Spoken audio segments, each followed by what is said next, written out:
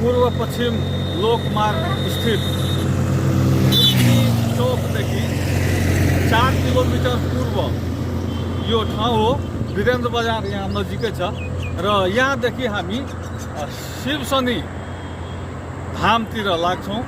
यो बाटो हो र यही बाटोबाट हामी शिवशनि धामतिर जान्छौँ र यहाँ धेरै दर्शक वृन्दहरूलाई जानकारी छैन होला।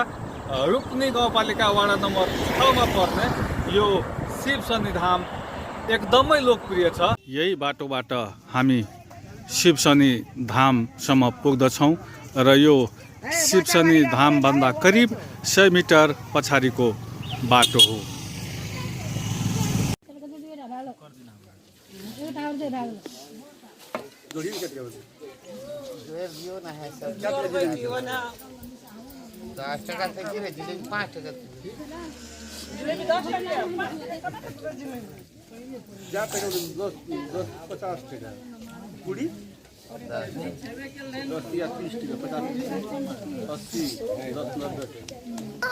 यो शिवशनि धाममा लगभग यहाँ स्थान अलि सानै भए पनि यहाँ सबै थोक उपलब्ध छ।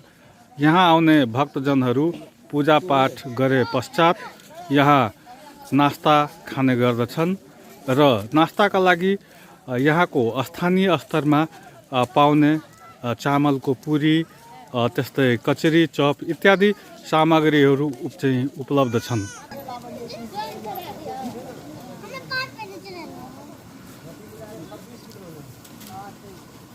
खास गरी शनिबारको दिन यहाँ बढी भक्तजनहरू आउने गर्दछन् र पूजा पश्चात खाजा खाने र विभिन्न किसिमका प्रसादहरू पनि यहाँ उपलब्ध छन् र कोसेलीको रूपमा प्रसाद लगायत अन्य सामग्रीहरू घर लाने गर्दछन्। यो शिवशनि धाममा तामाका बर्तन, त्यस्तै रुद्राक्ष, प्रसाद लगायत विविध सामग्रीहरू उपलब्ध छन्।